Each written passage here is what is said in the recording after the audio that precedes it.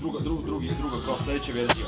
I ja, brate, odmah fotam, barat, bap, slikam kako, i ne znam šta da kažem, zaboravio engleski, sve mi se muti, brate, na nemačkom, sve mešam nemački i engleski, razumiješ? I ja kao stao... A Google Translate ništa? Ma, kako translate, treba da pričam.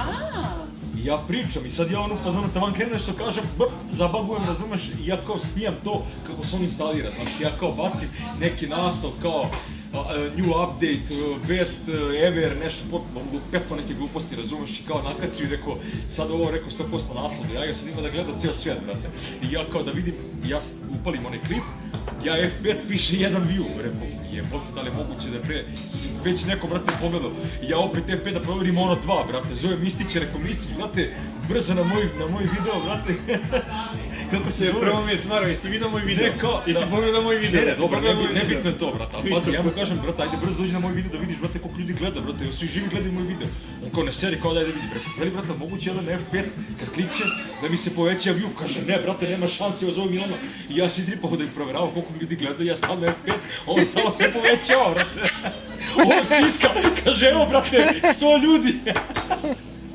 Kaže, evo Milan izbacio pre sat vremena, ima samo 20 vieweva, a ti imaš 100, zovi ga, da mu kažeš koji si ti youtuber, ti si... Prvo odmah kao sad će da zove Milana da ga Znači zaimao. ja sam ušla na njegov kanal, sad scrollala ovako i rekla, on, F5 ispektao na ovaj video, kaže Milan, pa normalno, ne mislim da će jedan ima 301, neko pa ne.